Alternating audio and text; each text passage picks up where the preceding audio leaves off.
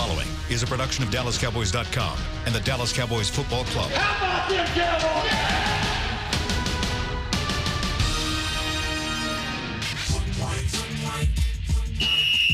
Let's go, baby. Are you ready for a break? Yes. Are you ready for a break? Absolutely. Ready for a break? Yeah, and so much for that. It's time for The Break on DallasCowboys.com. We were on the break. With Nick Eatman, David Hellman, Ambar Garcia, and Derek Eagleton. It is Thursday, October 3rd. Let's go. 2019, Season 15, Episode number 57. Welcome to another edition of The Break. We are live on from the SWBC Mortgage Studios. What is going on? Yeah. The Star. I like It's it. very rare. Feisty. Let's Eatman. go. Yeah. I got stuff to say. Oh, you're talking about Nick. Yeah. This thing is, Derek didn't even know. He was like, it's episode Yeah, I had no 56 idea. or whatever it is. What, you Whatever How we episode. doing, guys? We got a lot to do, though. Doing We got a pretty lot good, to talk Garrett. about. There are lots of injury issues for this team, and we kind of, I guess, let's go ahead and jump right into those. Several guys did not practice yesterday: Lyle Collins, Tyrone Crawford, Tyron Smith, and then a couple limited guys that just I want to get some updates on. Amari Cooper obviously has an ankle injury. Michael Gallup with the knee. Chris Jones with a back. Demarcus Lawrence with a knee, shoulder, and from what we heard this morning, additionally, a heel bruise. Zach Martin with a back. Antoine Woods with a knee. I guess let's start first with just overall talking about Demarcus Lawrence, because it was the first I'd heard of this heel bruise, but it sounds like from Garrett that's the biggest issue that he's facing right now. There's a lot of, like, when you're dealing with minor stuff that might not keep you out of the lineup, there's always, like, conflicting information, basically. I don't know if Jason Garrett does that on purpose or if he sort of gets his details mixed up, but he hurt his shoulder in the game, and then there was a play where he kind of collapsed in and made a tackle on the ground, and you could tell it kind of messed his lower body up, and so people were saying knee and then heel, and so it's probably all of those things. He's playing. But he's playing, yes. There we go. But to just jump to the lead of the day is that Lyle Collins and Tyron Smith are the only players on the team who were not at practice today. Lawrence is there, Gallup's there, Cooper's there, Antoine Woods is there, Tyrone Crawford is there. That's a huge one right there, Tyrone Crawford. Yeah. They're all out there. Yeah. I mean, we'll have to keep an eye on them, but there are only two players on the roster who didn't practice today. And of those two, it sounds like, again, from some of the things that we've been hearing, Lyle Collins, this may be a situation where they're holding him out, but he may be pretty good to go. From what we saw today, I think that it suggests that he will be back because Connor Williams was practicing at right tackle yesterday. Today, he's back at guard. Brandon Knight, their rookie, is at right tackle. And I think that suggests that Connor needs to practice at left guard if he's going to play it. Brandon Knight can do it for this day, and maybe trying to figure out if Brandon Knight's a guy that does it well enough that might be active for this game. But I would think if Lyle, if they were really worried about it, they would continue to work Connor Williams at right tackle. Unless he was terrible at it yesterday and Brandon Knight's the guy, but I don't know. I think we're going to see 71 tomorrow. I think he doesn't miss a lot. I mean, a lot of work. As banged up as he was a couple years ago, he never missed a snap. He's a tough guy. He'll be out there. I think he's going to be there tomorrow. I think they're trying to give him as much time to rest his back as possible. But I think he'll be there. I definitely think Amari Cooper and Demarcus Lawrence aren't 100%, but guess what? Nobody is by week 5. So it is what it is. I hate seeing all these back injuries, and that is something that these offensive linemen have to deal with it. But when you start looking at it and talking about it on week 5 of the season, it's frustrating. Well, to me, it's alarming in a way. They all need it. Hey, they got some sponsor placement on there to get some beds to help out. The punter's got a back injury, right? I don't know what's going on. Chris Jones was at practice. But it concerns me. I've always been very big on back injuries. I suffer from a back, so I know what that's like. And when you look at these guys and the type of things that they have to do on the field at their position, that's an area that really gets a lot of tension while playing. So the fact that we're talking about it this early this season, and that's what, 3 guys? I guess. Well, Tyron is not a back injury, but you know that he has dealt with the back. He's which the is OG back incredible. guy, and he's the one that doesn't have a back injury right now. It's insane. It sucks. It's not great. Back injuries suck, but it is what it is, and they're probably all going to be dealing with it all season long. You just grin and fight through it the best that you can. I mean, we've seen this for several years at this point, and it never seems like it drastically alters the level of play. Like if Lyle's back hurts this week, then it's probably hurt at other times since the season started as well. And you just do the best you can to get through it, and they usually do. Talk to me about Michael Gallup, who returned to practice yesterday. What are we hearing about how his body responded to a day of work? Back out there again today, so that's a good sign. Good sign. Don't foresee any issues there. I think he's ready to go. He's ready to Ryan play. was already giving him the green light for Sunday. Brian? Yeah. He gets to do that? Apparently. He's calling. He's like, he's playing on Sunday. If he's out there, then he's probably got the green light. And he said it yesterday. Is like the doctors told him, like, you can't do any damage to the knee. Like, you can't hurt yourself. It's just a matter of, like, how much can you fight through the pain. Because, I mean, obviously he's still in pain. He's still 2 weeks off surgery. So I think that's just a mental thing, which – again, for the 18th time, like it sounds crazy to think that he's going to fight through the pain of just having undergone surgery, but if he can do it, he can do it. I would guess. I wonder how his game changes, though, because, when you're injured and it's very fresh, you're hesitant in your moves, and sometimes you notice that from guys when they're moving around on the field. I would guess he's not going to look quite as explosive right off the bat. Like, maybe he will, but I would guess not. And on top of that, he's probably going to need to, like, catch a pass and get hit and get up again before he feels like completely confident. That's just human nature. Maybe they do it today. Just tackle him. Don't do that. You don't like that idea? No. Hey, if you happen to see him around the building, why don't you do it? If you're gonna do something that might hurt him, wait until it counts. Don't do it in practice. That would actually be pretty funny if Nick just runs up to him and tackles him in the lunchroom. So good money. Does Get Danny fired. Danny Right replace away. me on the show, or what? Like, who moves into the I don't know. office? Somebody would be replacing you because I don't think you'd be here anymore. Yeah, and even though the fact that it be documented on tape that my supervisor said to do that, that wouldn't. Maybe that means we both wouldn't be here. Maybe we're both. We'll start our own 20 years podcast. is enough. Yeah, The 20 years is Dave and enough. AG And then there era were two. begins on the break. That's right. All right, we're going to take our first break. When we come back, we're going to get into Dave's assessment of this Green Bay defense. Today we talk about the defense versus the Cowboys offense, where there might be opportunities for the Cowboys, some of the players that play on that Green Bay defense, and some stats that might surprise you a little bit about how that defense stacks up. We'll do all that when we come right back. This is DallasCowboys.com radio. Your new apartment's big. Such a great deal. It's okay. Just okay? What's not to... Right above the subway! Well, I bet you don't even notice it after the... That's my neighbor, Angus! A deal that's just okay is not okay.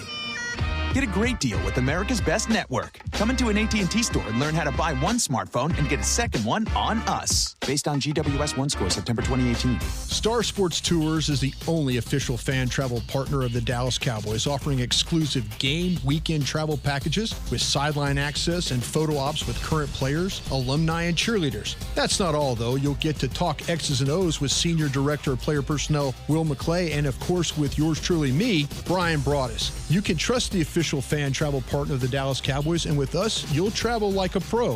Visit cowboystravel.com to book your travel package today. Work the Cowboys way and channel the winning business tradition of the Dallas Cowboys and the Jones family at Formation.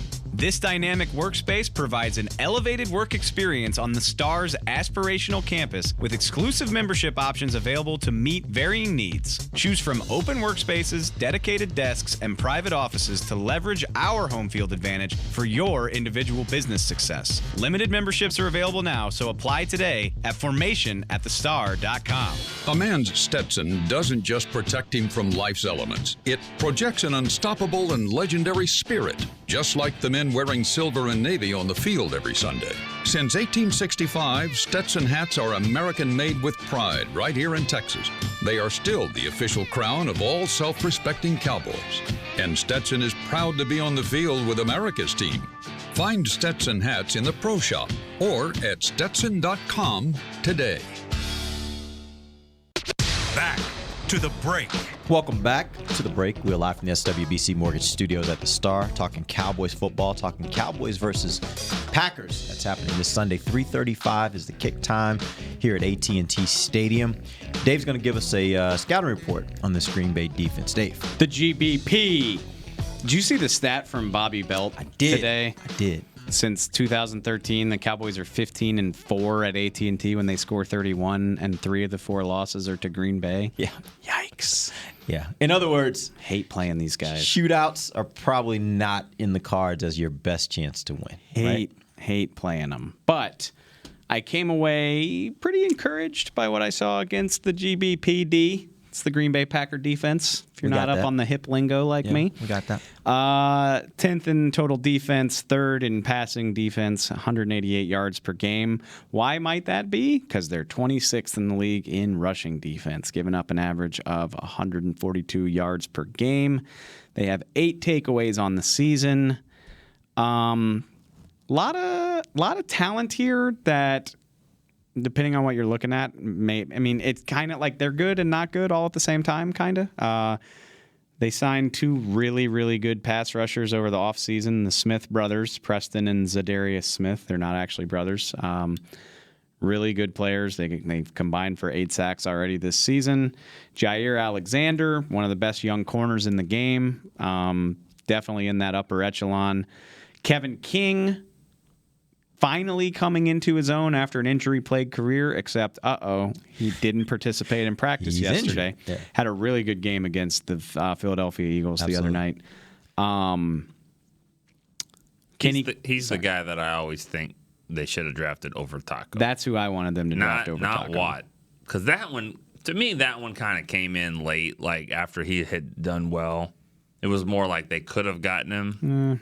Depends on who you... The Cowboys were not interested in Watt, but there were a bunch of draft people who thought they should draft Watt. At the time? At the time. Yes, absolutely. Felt like that picked Some up on the draft steam. show, right? Weren't there a couple people on the draft show? Brian and Dane were both kind of like, this is who they should draft, but they don't want a tweener. Right. And That is the way draft go. It happens. A rare miss. We're moving on. That's not the point. That's not the point. King was in the consideration too. King was who I liked, and he's been good when he's been healthy. He went in the second round? He's like the first pick of the second round. He has not been healthy often enough to. He's the 33rd overall pick. His career hasn't been that great. 2 really good safeties. Darnell Savage, rookie, playing really well as their free roaming kind of guy. And then they took Adrian Amos out of Chicago as their strong. Really impressed by what I saw from him. Kenny Clark is, a Pro Bowl caliber nose tackle, and you have Dean Lowry and Montravius Adams. I think Adams is a big get back for them. He played the first 2 weeks. He missed week 3 and missed week 4, but he did practice yesterday. So that's something to watch. But yeah, I just listed off this murderer's row of talent, and yet, I don't know. They don't look so impressive to me when you flip it on, at least not in parts. Again, really good cornerback play. Nobody's really passing the ball well on them, but how much of that is because how easy it is to run on them? We talked about this yesterday, and I actually looked it up. They had a really good night defending the run against the Bears. They held them to 47 yards on 22 carries. Here's their rushing totals for the rest of the season. Vikings carried the ball 27 times for 198. Broncos carried the ball 38 times for 149. Eagles carried the ball 33 times for 176. And when you flip this stuff on, I watched the Eagles game and I watched some Vikings snaps. They get moved off the ball, and especially the Vikings do not have a good offensive line. Eagles, way to go. They're great offensive line. You should win that battle. The Vikings, not so much, and they were still able to move these guys off the ball, get linebackers moving in the wrong direction, create big holes. And then the other thing you see is when the running back hits the hole, and that's troublesome, but then when the linebackers and the defensive linemen make contact, you're seeing Jordan Howard getting 4 or 5 extra yards after that. Not very impressive tackling and not very good movement up front to not give the running back anywhere to go. So that jumps out at you. And then on top of that, let's just keep it in the middle of the field, because it seems like tight ends are a great way to go to try to get production against these guys. Because again, hobbled Michael Gallup, hobbled Amari Cooper, one of the best young corners in the game. I wonder how much outside passing yardage will be there for him. So, like, I'm looking at tight ends, Jason Witten, Blake Jarwin. We saw it last week. It was the only thing they did have success with. And then maybe crossing routes. Randall Cobb, trying to move him across the middle of the field. Maybe lose somebody in the trash. It just doesn't seem like they're as strong in the middle of the field as on the outside. That's kind of my broad take. So let me ask you this. On Kevin King, did you from what you saw, and obviously he did not participate in practice yesterday. Right. Do you think that changes a lot from the standpoint of how good their pass defense has been? You take somebody that, again, played really, really well against Philadelphia, you take him out of the mix. How does that depth look behind him to where does that create more opportunities in passing game than maybe they've shown in these first 3 or 4 games? So if King can't go, it would probably be Tramon Williams, who, like, veteran guy. You know that name. He's like, I feel like he's been in the league for like 20 years. I think you could go both ways. Is like maybe easier to beat him, but he's also like a wily veteran. He's probably got some tricks up his sleeve. What's interesting to me is they also drafted Josh Jackson out of Iowa a couple years ago. Same draft as King, I believe. Oh, sorry. Led college football in interceptions, like great ball skills. Like, he just doesn't appear to be the guy. He might be playing nickel in this game because of the injuries they have at cornerback. They got another injury. Tony Brown is probably not going to play in this game. And, like, I listened to some Packer podcasts to kind of get a feel for their team, and they're, like, terrified at the thought of this guy playing nickel. So, which is a bummer for them because he was like a high second-round pick. So, yeah, I do think you can exploit this matchup because they're so banged up at cornerback. If Alexander's the only one of their top guys that's playing, that's good. But at the same time, your receivers are kind of hobbled too. Like, Cooper's probably not at 100%. Gallup definitely isn't. So I wonder if that kind of mitigates the advantage that you have in that matchup. This is a question for everybody. Looking at this matchup and what Dave was talking about with their run defense, it seems like this would be a week that maybe the Cowboys' offensive line can get back to what it was doing in those earlier games. If they can't, then I'm concerned. Yeah, even with all the injuries. And that's my question is, do you think that with the injuries that the Cowboys have sustained, Tyron Smith being the most important one, but like you said, there are a lot of guys that are hobbled whether they're playing or not.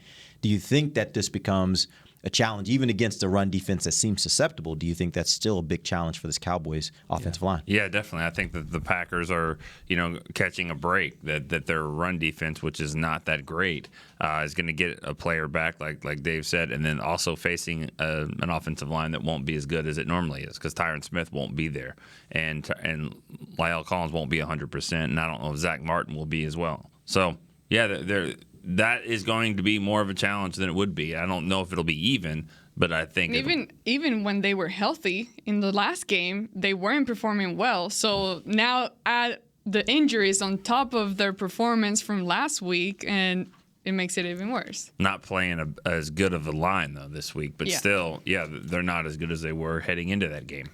Like I said, it would be troubling if they struggled that much again. These are... I listed it off. These aren't all great teams that were just bullying these guys. It's been with the exception of week 1, it's been a theme 3 weeks running. Yeah. Sorry, go ahead. If they didn't have week 1 where the Bears rushed for 45 yards, they would definitely be dead last. I mean, the last 3 weeks have been terrible for them. But they do have that 45-yard game that they stopped the Bears. Nobody was playing offense in that game. And so I think that's preventing them from being even worse. Absolutely. A couple other things I want to note. The two Smiths, they flop. So, it's not as simple as saying, oh, Cam Fleming's going to have his handful with Preston Smith. He'll probably see both of them, if I had to guess. Alexander, they do like to travel him. They put him on Ertz. They'll put him wherever. Not for every snap, but, they'll put him wherever. He's really good. He leads the NFL in pass deflections. I saw that. He's 6. That didn't seem like that would be leading the NFL, but I guess after 4 games. Yeah, that's a pretty decent amount. Yeah. This is something I noticed just watching the Eagles game. It doesn't pertain to the Packers defense so much, but I just saw it with the Saints, and then we saw it again I saw it with the Eagles, is how come the Cowboys aren't more creative with the way they call the screen game?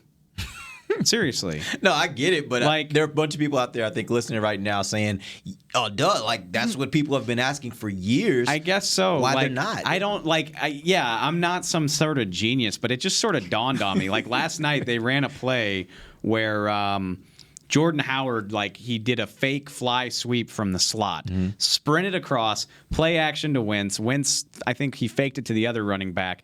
And Howard sprinted out to the left, and the line came with him, and it turned from a fake fly sweep into a bubble screen to the running back. And I was like, that's really cool. And it only got like 8 yards, but I was like, all the Cowboys ever do is play action fake to Zeke. He sort of trots out to his right.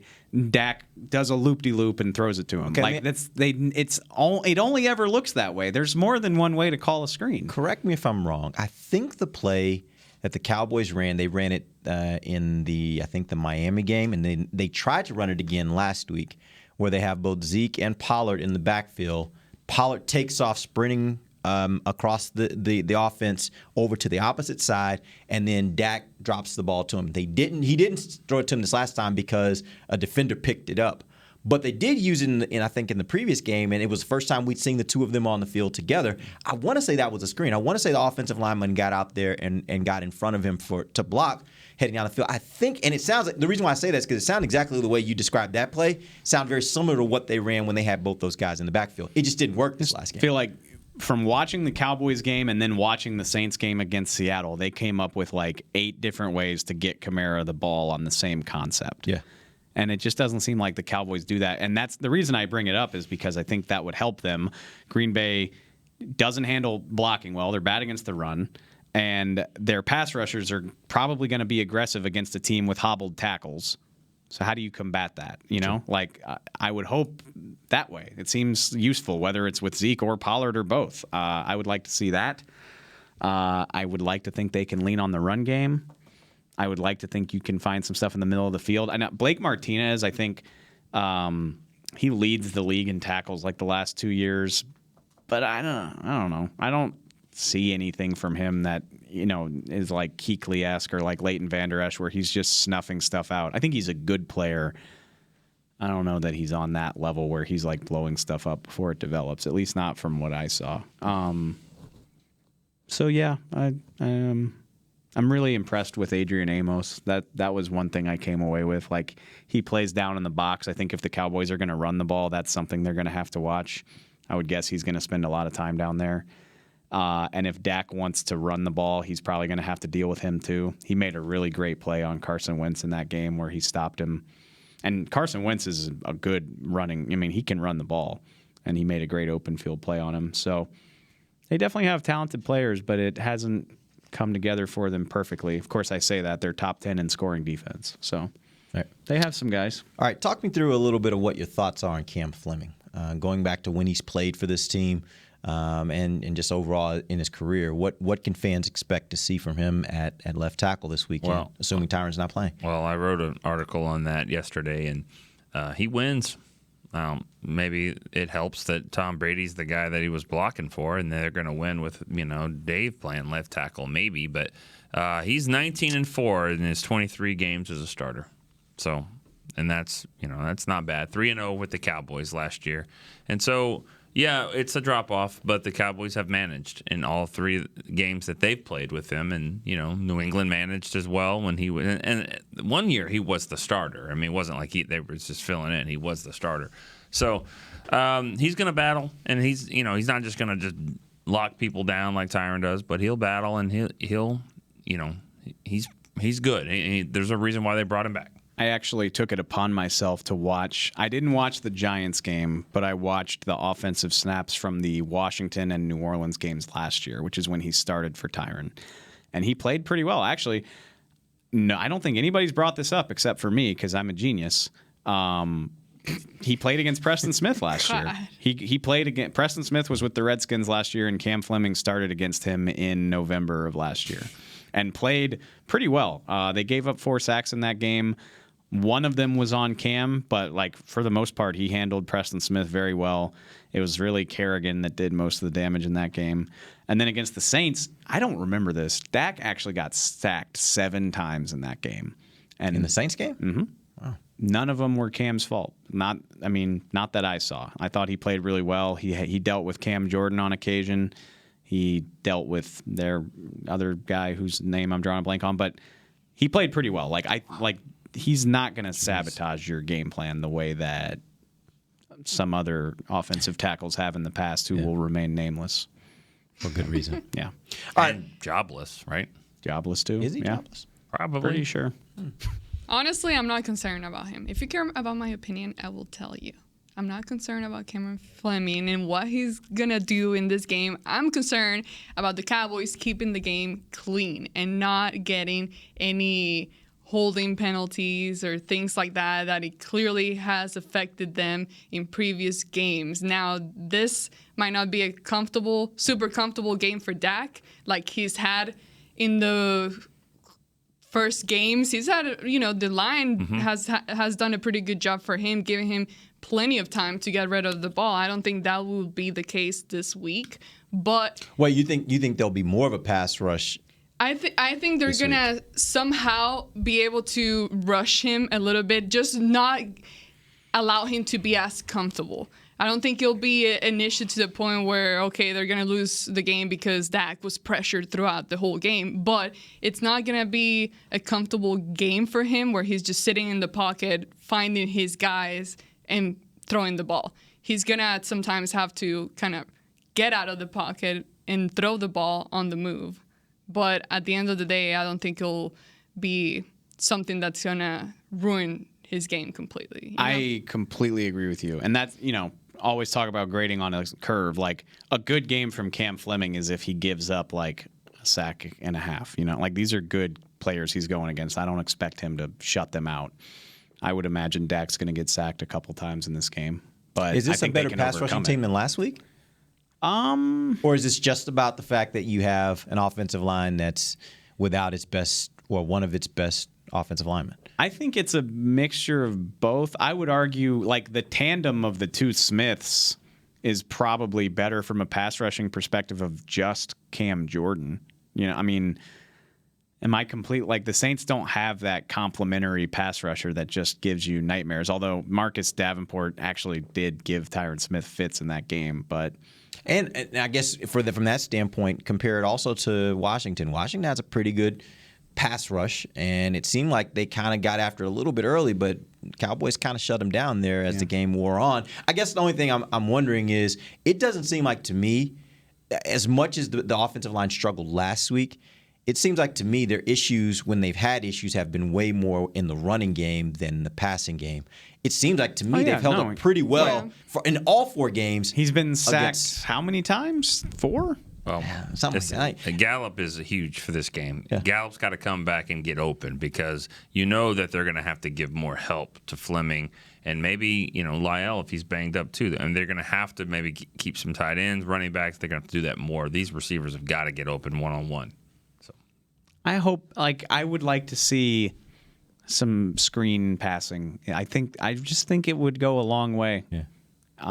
And we know that they can be really good at it. They do it all the time. They scored against the Saints on a screen last year. I'd like to see that. Yeah, I saw a fan on Twitter talking about that yesterday, saying what's the good of having an offensive line that's so athletic if you're not going to use them? And that's one way that you use them. You want to get them out in space and let them make some of those open field blocks. That's the point of having an athletic line. So, I think everybody probably agrees with your thought. It's just one of those things of, for some reason, they have just not ever. It doesn't seem like since Emmitt Smith they've really developed a good screen game. Yeah, and I know it's obvious. I'm not saying anything nobody's ever heard before, but you watch some of these other teams and you're like, there's so many ways to get your running back the ball. Yeah. And the Cowboys don't do it. Yeah. Yep. All right, we're going to take our final break. We'll come back. Let's get some questions. You guys can call us 888-855-2297. Again, it is 888-855-2297. You can also hit me on Twitter at Derek Eagleton. We'll take your questions that way as well. We'll be right back. This is DallasCowboys.com radio. Your new apartment's big. Such a great deal. It's okay. Just okay? What's not too... Right above the subway! Well, I bet you don't even notice it after the... That's my neighbor, Angus! A deal that's just okay is not okay. Get a great deal with America's Best Network. Come into an AT&T store and learn how to buy one smartphone and get a second one on us. Based on GWS 1 score, September 2018. It's time for Tailgate with the OtterBox boys. OtterBox, the makers of those crazy protective phone cases? The one and only. They're also wild about protecting parking lot parties from sad drinks. It's why they made elevation tumblers. Rumor around the crock pot is they're made from stainless steel with a copper lining to keep temps hot or cold. True, they even come in 7 different sizes, up to 64 ounce, the growler. I like how OtterBox drinks. Thinks. And that's been Tailgating with the OtterBox boys. Check out all the colors and sizes of their elevation tumblers at otterbox.com. A man's Stetson doesn't just protect him from life's elements. It projects an unstoppable and legendary spirit, just like the men wearing silver and navy on the field every Sunday. Since 1865, Stetson hats are American-made with pride right here in Texas. They are still the official crown of all self-respecting Cowboys. And Stetson is proud to be on the field with America's team. Find Stetson hats in the Pro Shop or at Stetson.com today. Star Sports Tours is the only official fan travel partner of the Dallas Cowboys, offering exclusive game weekend travel packages with sideline access and photo ops with current players, alumni, and cheerleaders. That's not all, though. You'll get to talk X's and O's with Senior Director of Player Personnel Will McClay, and of course with yours truly, me, Brian Broaddus. You can trust the official fan travel partner of the Dallas Cowboys, and with us, you'll travel like a pro. Visit cowboystravel.com to book your travel package today. Back to the break. Welcome back. It is the final segment of the break, live from the SWBC Mortgage Studios at the Star. Nick, do you have a... Oh, yeah. Free to play. Free to play. You have to check it out. Everybody, please get signed up, update your app, make sure that your app is updated, because you really can take advantage of the free-to-playness that's going on here. $10,000 is the grand prize. You have to be 21 or older. I bet you are, because if you're not, you'd probably be in school right now. But download the app. You don't think kids listen to our show while they're in school? If they do, congratulations. They probably have cool ways to do that. Download the app for access on game days at DallasCowboys.com/app. And you'll be playing free to play. And you can play against all of us, because we're all going to be there. We will all be playing. And all I right. have a feeling that you will beat me. Okay, never free mind. to play. All right, free to play. Check it out. Okay, so let's get to a phone call. We got a call from Eli in Corpus Christi. Eli, what up? Is that where he is? Hey guys, how y'all doing, lady and gentlemen? What's up, man? Hello. What I wanted to bring up is something that I'm surprised that hasn't been brought up this year. It's been brought up before in the past, but not this year. It's the fact that we're not getting turnovers. The reason is the way we run our defense. I go back and look at every game, and it's like we're teaching our players not to attack the ball, but more to let the receiver catch it, and then everybody rally to the ball. And it seems to be like that for the past few years, that we keep getting told that, don't worry, turnovers will come in bunches. Well, I've been waiting for years for those bunches to come. I know we're not the worst, but we're definitely not even in the middle or the best, and I don't expect to be. But I don't like also the fact that it seems like we're the only team that we're like 1st and 20. The opposing team is on 1st and 20, and on 2nd down now it's 2nd and 13, and now on 3rd down it's 3rd and 4. And I'm like, why don't we ever get a 3rd and 20? And the reason is because we're letting the receivers catch the ball and then rallying to the ball, and that works perfectly, and it's been working perfectly because we've been great on 3rd down. But it doesn't work if Dak's not on. And that was pretty evident this last game. It felt like he was waiting for Cooper to break, and then once he was already out of his break, then he was throwing the ball, which would give Gilmore enough time to attack him from behind, because it seemed like that was every time. But that's all I want to say, guys. Also, Cooper's dropping way too many balls. But I love you guys, love this show. I'd like to what you think about that 1st and 20, 2nd and 13, 3rd and 4. And it seems to happen every single game. All right. Thanks for the call. Well, what happens on 3rd and 4? He kind of, I agreed with almost everything he said, but he kind of switched it up. Like the first 75% of that call was about the defense, right? Or did I totally mishear that? He's just throwing in everything on his mind. What I understood was he started talking about the defense and them not getting enough turnovers, and but then that it doesn't went into work talking when about Dak doesn't play and move the offense and benefit from what the defense is doing. But they got an interception last week. I think the point of his call was he thinks the issue is the techniques that they're using. Essentially, he thinks they're not attacking the ball enough as defensive backs. They are in situations where his argument is that they're allowing the receivers to catch the ball, then they rally to make the tackle rather than attacking the ball. That's his argument. I got that part. Here's a scenario then for him. Yeah. 1st and 20, because it's a holding penalty. Okay, 1st and 20, and it's a 5-yard pass out in the flat, and Cheeto just goes over the top and bats it down, but he is called for PI.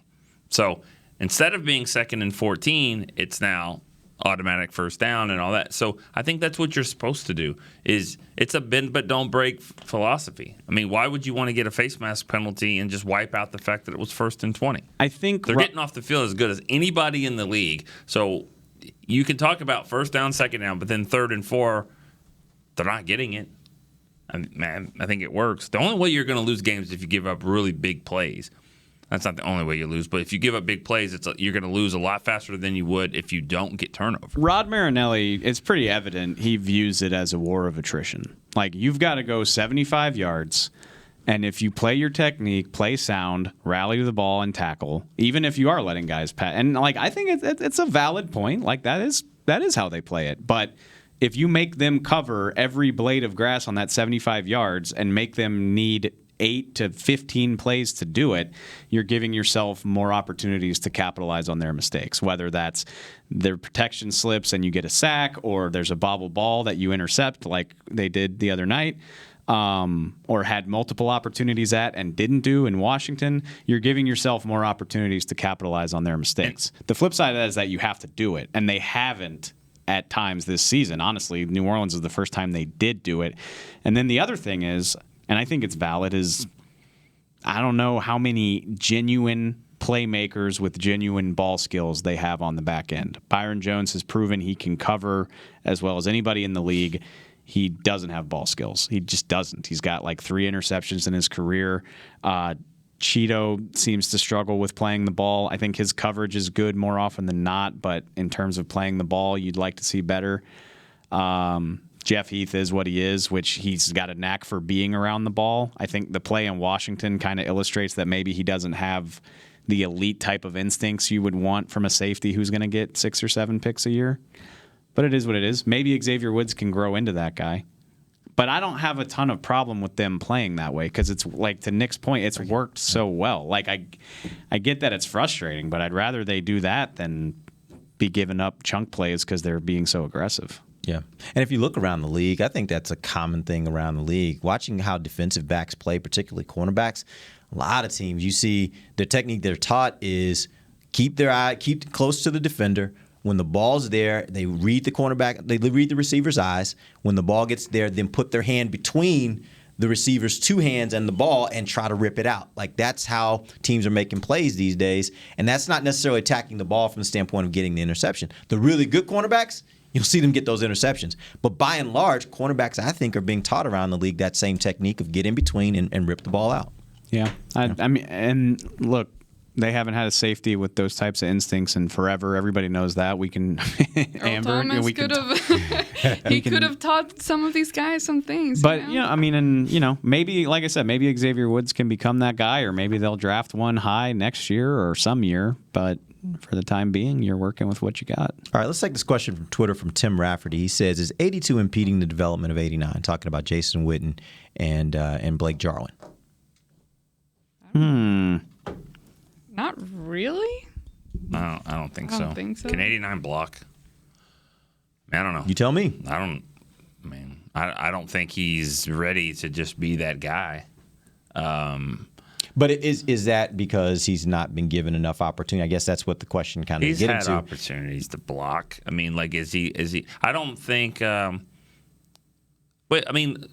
listen, Jason Witten is one of my favorite players of all time. Everyone knows that, and it's because he's been a really great complete player. But what has Jason Witten done in 4 games that would say that he's impeding anybody? I mean, he's done more. He's made more plays than anyone probably would have thought. And it's not just for the 4-yard touchdowns. I mean, he's making plays down the field. Okay, he fumbled. It won't happen again until 2023 because that's what it says.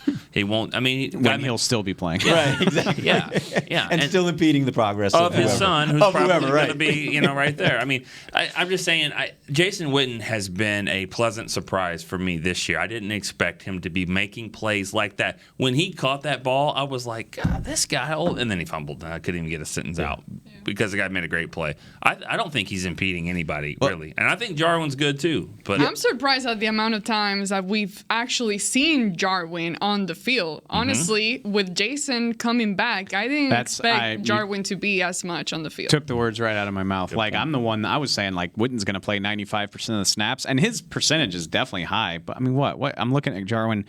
Jarwin's at 8 catches for 113 yards and a touchdown right now. If you told me he had that through 4 weeks, I would be very impressed. That sounds like a season. Yeah, I mean, seriously. Backups, yeah. And he is even Dak. He's on pace for 500 receiving yards. Yeah. So yeah, and he's taking Witten's plays. I mean, like that seam right down the. Witten can't do that anymore. Well, I was about to say I don't know if I'd say that. I think he can still do it. He can't do it like Jarwin. Jarwin is a more athletic tight end to go to really attack the seam, and we've seen it on a touchdown. We saw it on a near touchdown last week. That was Witten's play for years. It's better probably with Jarwin. But I do think two things can be true here. I do think that Jason can be playing well and still impeding the progress. Because I think, honestly, if you look at the history of tight ends on this team since Jason Witten has been here, he's impeded the progress of a lot of tight ends that left here and became decent tight ends other places, decent to good tight ends other places. So my point is, that's good, though, right? It is That's good. good. That means that he is good enough to hold them off, and they can go somewhere else, but they're not good enough to take him off the field. Right, and they didn't go anywhere else and become Zach Ertz. So exactly. They went and became Martellus Bennett with one Pro Bowl. So you may not be getting the growth at the same trajectory for a guy like Blake Jarwin that maybe you would hope to get if Jason wasn't here taking those reps that he takes. But the good thing in all that is that Jason's actually producing. So because he's producing, there's no need to take him off the field in order to get those extra snaps for Jarwin. I think they're doing a very good job of balancing that. I agree. I have no complaints. Jarwin's been good. Witten has been surprisingly good. They're both on the field. I wish I had time to pull it up. Jarwin's snap count has got to be at least in the 20s or 30s, I would guess. Which is pretty good for your backup. I'm not mad especially about on a that team at where all. they're not doing as much at 12 personnel as they were doing last year, where you would have been like he was on the field maybe a lot more. This year they're doing a lot more 11. And they're not doing any 13, which very little, nowhere but near very as little. much. Yeah, very little. Very Keep it little. away. I've seen that a lot. Go away. Well, and what did we say we wanted Witten and Frederick to help with, and that was the red zone, and they've done pretty well in the red zone this year. I mean, I think this last game. Would they go 1 of 2? I don't remember when the field goal was for Maher. Was it they were in the red zone barely? So they went 1 of 2. 1 of 2. I mean, they're best in the league in the red zone, I believe, or they're certainly up there. And I need more time. I'm not That's convinced fine. on what's going on here with the red zone if all the issues are fixed there. Because we haven't been. You're entitled to that. They threw up a total stinker. You're allowed to have some reservations after that. But Witten is a part of that. He scored 2 touchdowns, and Frederick, I think, is a part of that too. Travis. So that's kind of what we wanted to see. And has Jarwin done anything against anyone other than the Giants? Yeah, the Saints. He set up that touchdown. Yeah, it was a nice catch. But I'm saying, he's got 4 touchdowns. They're all against the Giants. If we need more of a sample size for the red zone, I need more of a sample size that his progress is being impeded here by Witten. All right, we appreciate you guys joining us. We are back tomorrow. Yeah. Actually, our time's going to change a little bit tomorrow. We will be starting at noon. Actually, for the next 3 Fridays, we will be starting at noon. So make sure you check us out then. Till then, for Nick Eatman, So Dave who's Hellman. doing locker room tomorrow? We'll be out. All right, we'll figure it out. We're Okay, good. we'll figure it out. All right. For Dave Hellman, Nick Eatman, Amber Garcia, I'm Derek Eagleton. This has been The Break, live on DallasCowboys.com radio. This has been a production of DallasCowboys.com and the Dallas Cowboys Football Club. How about this, Cowboys?